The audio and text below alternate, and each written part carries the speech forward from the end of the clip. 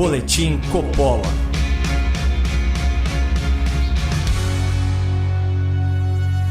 Sejam muito bem-vindos a mais um Boletim Coppola de pura fantasia, onde qualquer semelhança com a coincidência é mera realidade. Hoje eu quero narrar para vocês um conto da floresta, uma fábula sobre a ascensão dos porcos ao poder.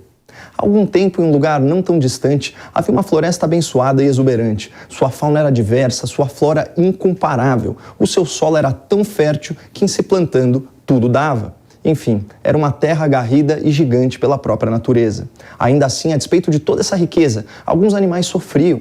Isso porque as melhores árvores estavam todas tomadas pela elite dos pássaros. Empoleradas nos galhos mais altos, essas aves viviam protegidas dos perigos da terra e tinham acesso aos frutos mais saborosos, privilégios que elas raramente compartilhavam com os animais do chão.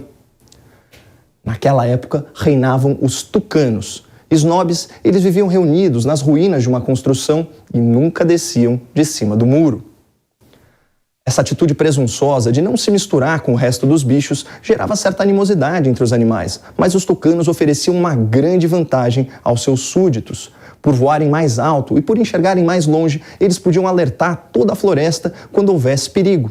A ameaça mais comum eram as hordas de suínos brutos e mal cheirosos que saqueavam tudo por onde passavam, deixando um rastro de destruição.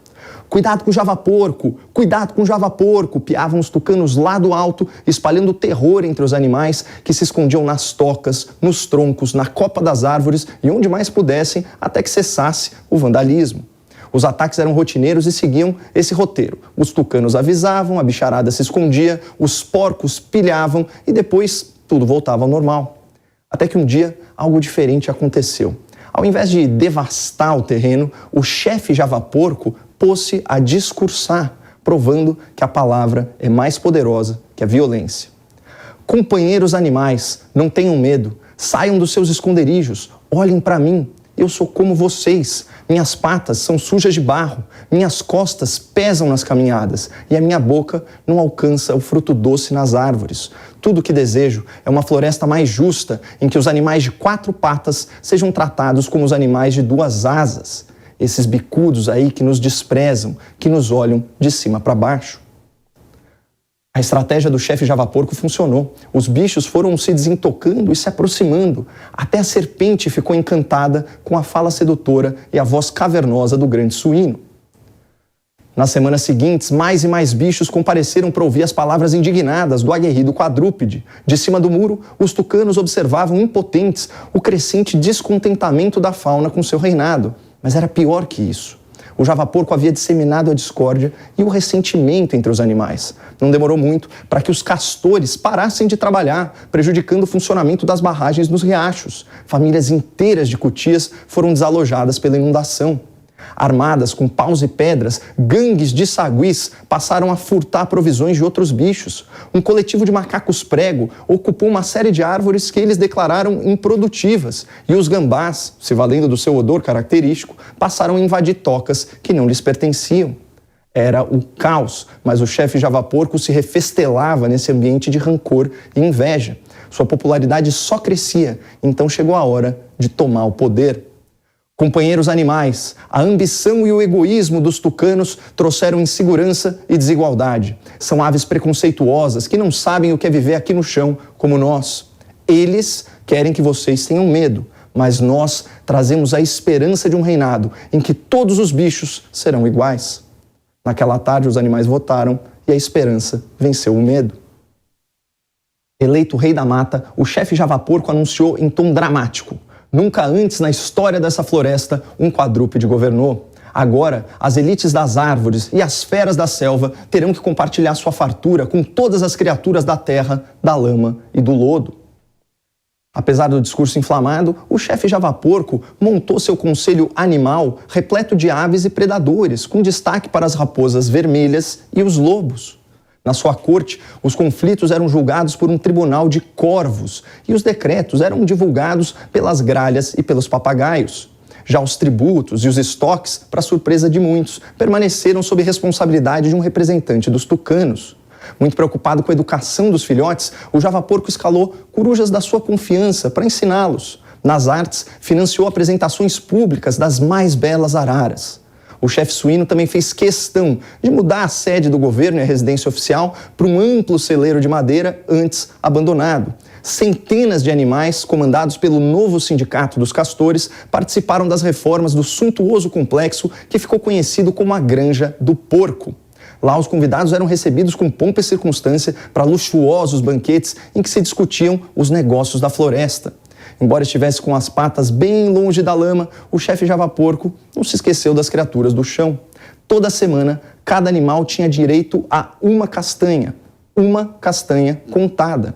Filas quilométricas se formavam para receber o inédito benefício criado pelo pai dos bichos. Algumas poucas vozes críticas reclamavam que o Javaporco havia prometido muito mais que isso. Mas para quem nunca comeu fruta, as castanhas eram uma iguaria. 10 anos se passaram e o velho suíno percebeu orgulhoso que toda a sua família porca e todos os seus amigos haviam enriquecido durante seu reinado. Aliviado e satisfeito, decidiu aposentar-se, mas fez questão de manter lobos e raposas no conselho do reino. Para sucedê-lo, o Javaporco queria um animal que andasse de 4, como ele, mas vaidoso que era, fazia questão que o novo governante não o ofuscasse e nem o superasse. Encontrou finalmente a candidata perfeita. Essa é a companheira Anta, anunciou o suíno, guinchando de emoção. Confiem nela como vocês confiaram em mim. Foi assim que o Javaporco conseguiu mais uma proeza, elegeu uma autêntica anta para cuidar de toda a floresta.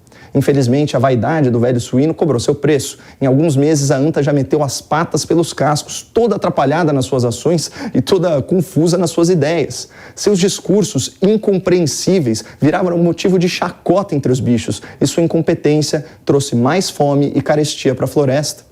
Diante desse cenário, uma força-tarefa de patos e gansos foi designada para investigar os porcos, raposas e lobos.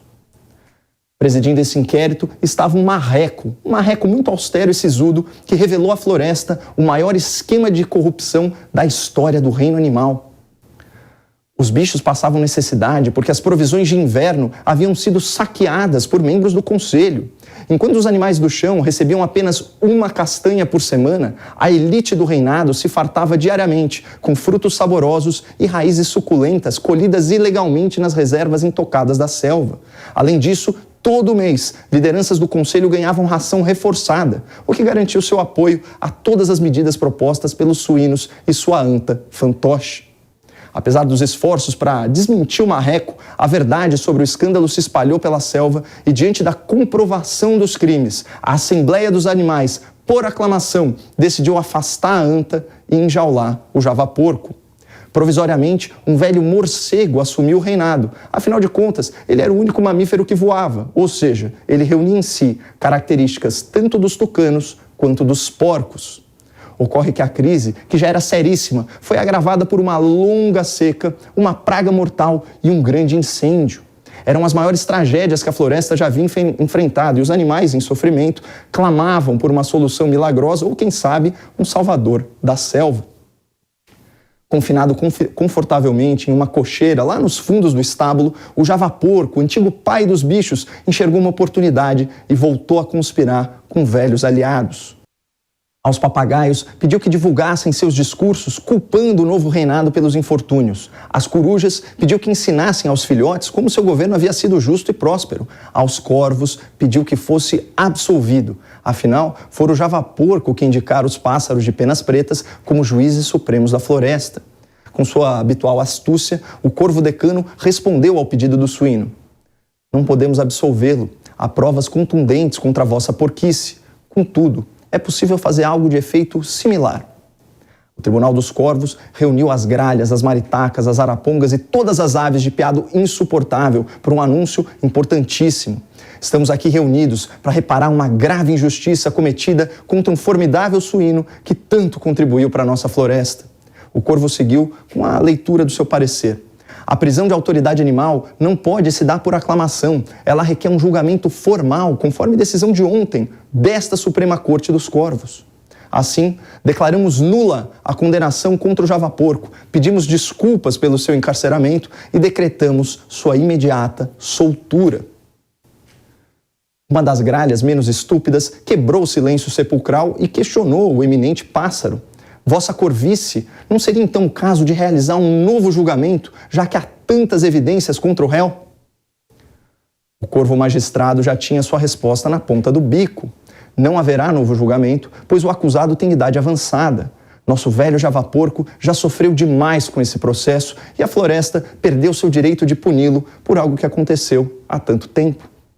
As aves quase se depenaram ao baterem em revoada para espalhar aos berros a notícia.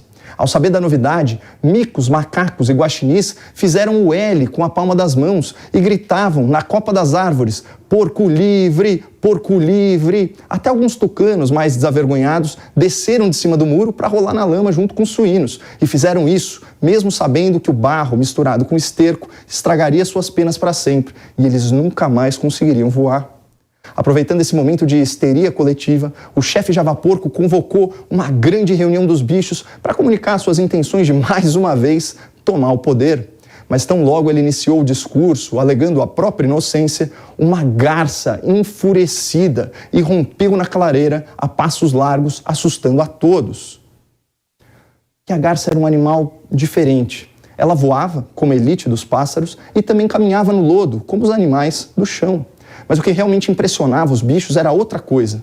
Apesar de passar o dia todo andando na sujeira do pântano, suas penas ainda eram brancas e limpas. Após uma pausa dramática, a garça, de asas abertas, gritou a plenos pulmões: seu porco larápio! Você nunca foi rei, você não passa de um chefe de bando. Você é um corrompido que se aliou à alcateia que aterroriza os animais de bem. Você defende a invasão de tocas e quer liberar cogumelos tóxicos que deixam nossos filhotes vulneráveis a predadores.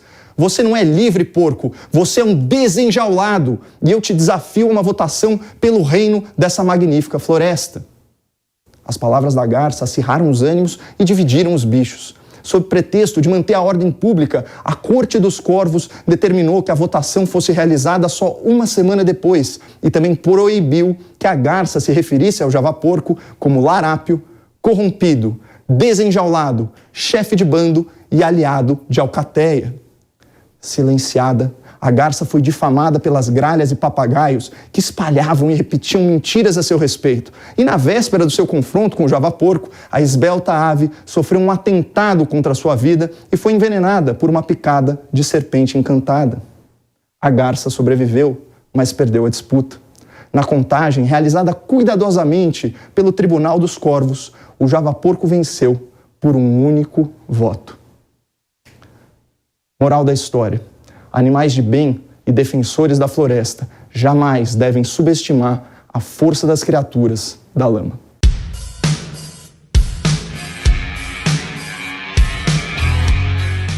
A opinião dos nossos comentaristas não reflete necessariamente a opinião do Grupo Jovem Pan de Comunicação. Realização Jovem Pan News.